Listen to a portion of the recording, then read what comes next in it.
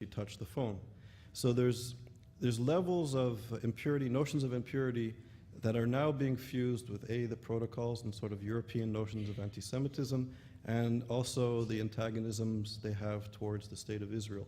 And I should say that the antagonisms to the State of Israel from a Islamic or Islamicist perspective, as you know, is also based strongly on the notion that the other, particularly the impure other, cannot have self-determination on what they consider to be Islamic land.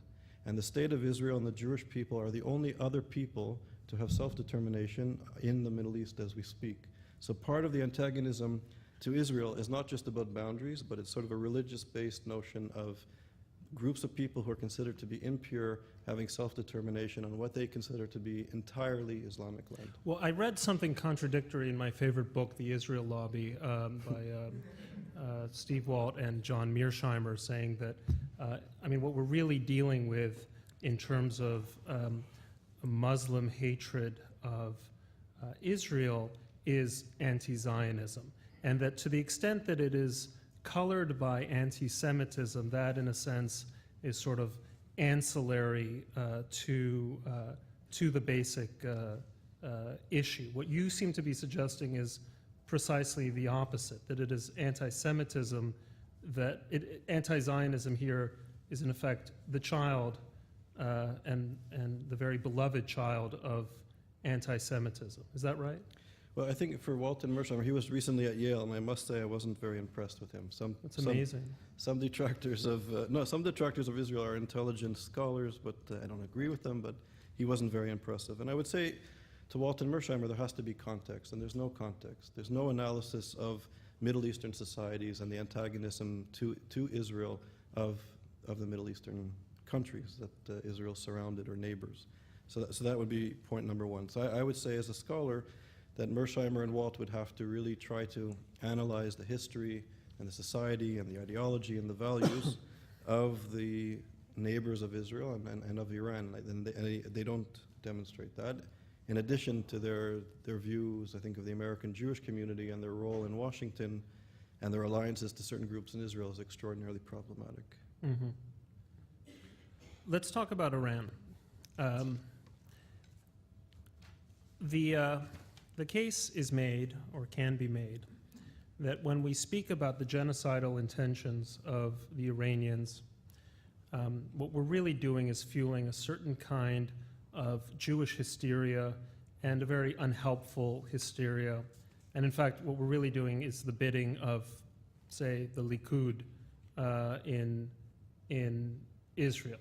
That the Iranians want a bomb for a set of perfectly identifiable reasons, the same reasons why the Indians wanted a bomb, Pakistanis wanted a bomb. In fact, the Israelis themselves wanted a bomb, protection, prestige, and so on. That they would be fools to use that bomb, certainly against Israel, knowing what the consequences would be, and that to risk a war for the sake of stopping it is crazy. Or it's crazy, except if you're a mad dog Likudnik or one of their neocon pals in the U.S.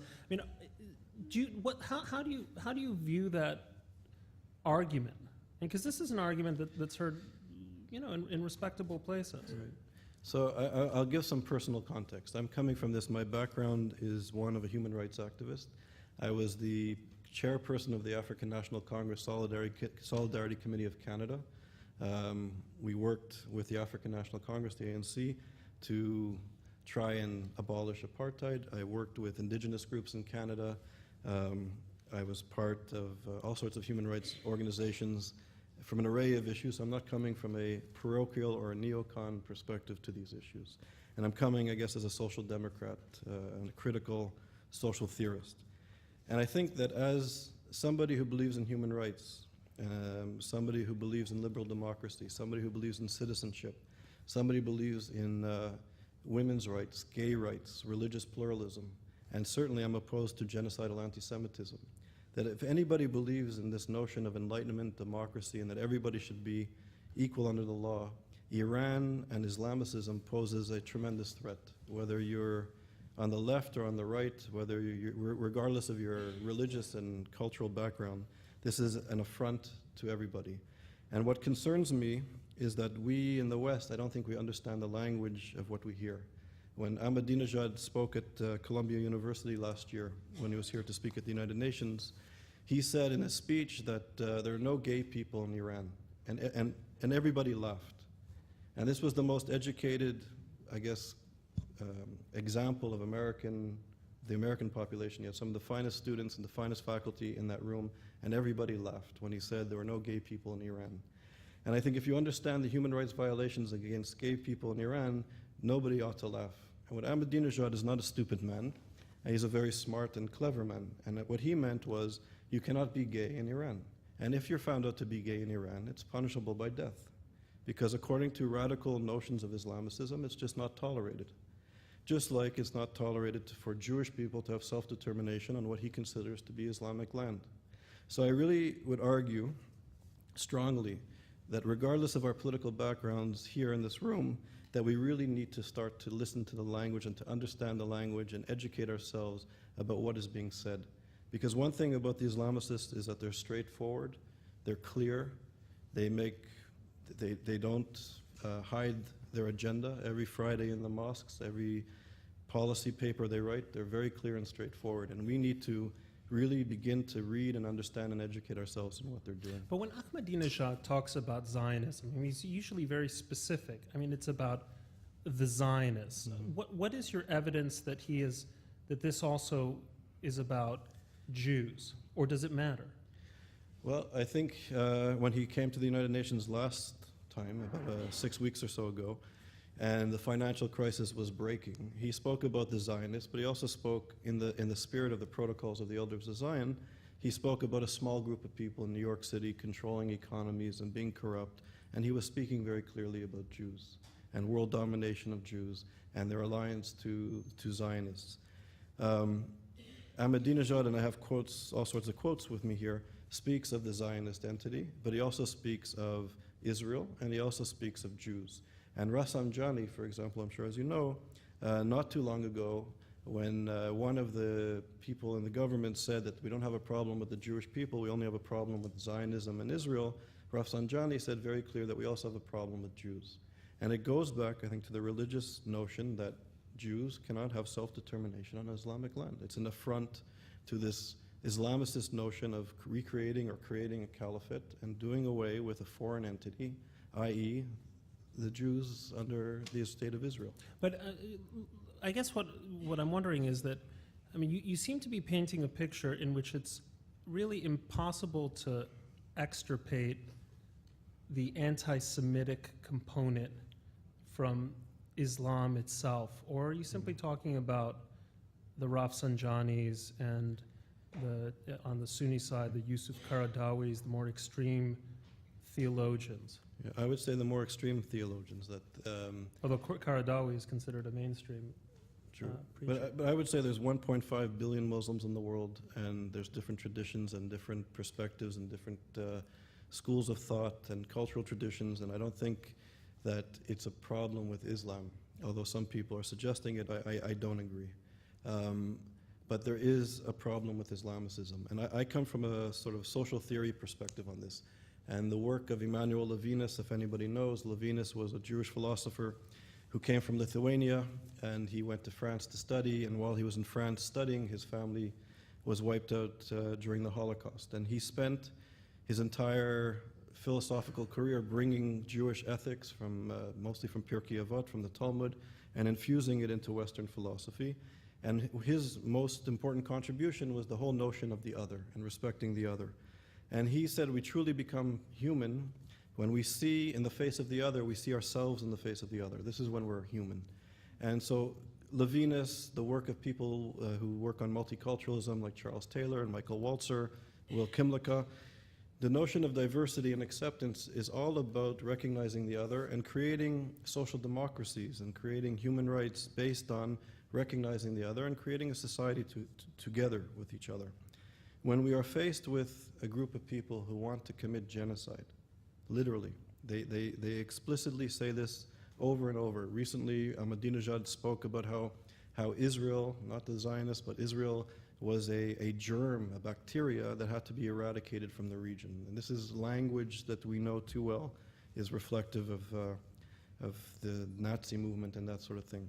That when people want to clearly commit a genocide, there is a moral and ethical obligation for people to stop it. And there's no, I don't see how you discuss and you can talk all you want, but there's no way that if somebody wants to exterminate another group, that there's anything to talk about, unless we become part and parcel of their project, which I'm sure that people don't want to do this. Well, I mean, programmatically, this would mean, for example, no peace process. No peace process with the Iranians. Well, Or negotiations with the Iranians. What about a peace process in Israel between the Israelis and whatever the next Palestinian government may be, or with the Syrians who espouse a similar kind of mentality? I mean, is that what you're actually suggesting? Yeah, I'm not a military expert and I'm not a strategic expert, but from a social theoretical, from a philosophical perspective, if a group of people want to exterminate another group of people, there's nothing to negotiate. Maybe there could be ceasefires, whatever, but when this ideology explicitly states they want to eradicate Jewish people or gay people, I don't think as Western people who believe in human rights, democracy, the rule of law, that there's much to talk about. There's not much room for maneuver. Well, look, I mean, you identified yourself a few minutes ago as a social democrat, and it does seem to me, and I'm not a social democrat, but it does seem to me that as a social democrat, your problem is particularly acute, because to the extent that sort of pro-Palestinian discourse is heard in prominent places in this country, it tends to be identified with the left. To the extent that Israel comes in for repeated and withering criticism as a colonizer, as an occupier, as an aggressor, most of that language tends to come from what you might call progressive quarters. And I think uncomfortably for many Jews, a lot of the support that Israel gets comes from the very folks that for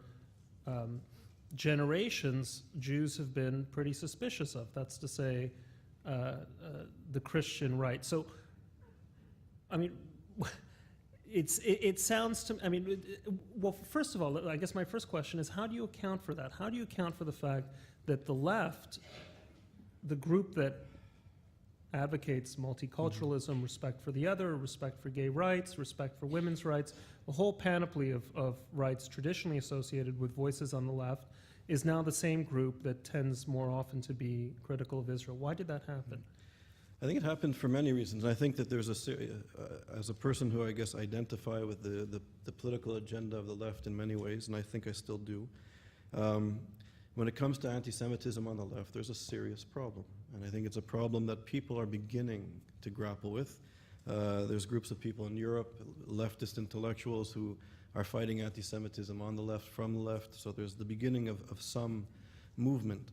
And I would say that it's also not only is anti-Semitism. You're talking about people like Bernard-Henri Levy, sociologists and scholars in London, like the Engaged people, and there's a few that are beginning to deal with this very serious issue. Levy just came out with a book, I believe it's called The Left in Dark Times, which I would recommend strongly for people to read. That there's not only a problem of anti-Semitism on the left, I think there's a problem of racism on the left. And I think for the left to be blindly pro-Palestinian has led to a catastrophe. Because if you're concerned about a left-wing, social democratic, human rights agenda in Palestine, it's been a complete failure. And I think that the left has been unable, I would say because of racism, to be critical of the Palestinian social movement for the last several decades. What's that racist component? I think it's almost sort of this Orientalist exotification of the Palestinians, of Arabs, that these are people who belong to a culture that are not quite capable of living up to our standards of human rights and decency, and they've allowed reactionary movements to take over uncritically. These are, as we know, Hamas and Hezbollah have taken over societies which not only are genocidal in their anti-Semitism and homophobic, but are squashing any sort of democratic process within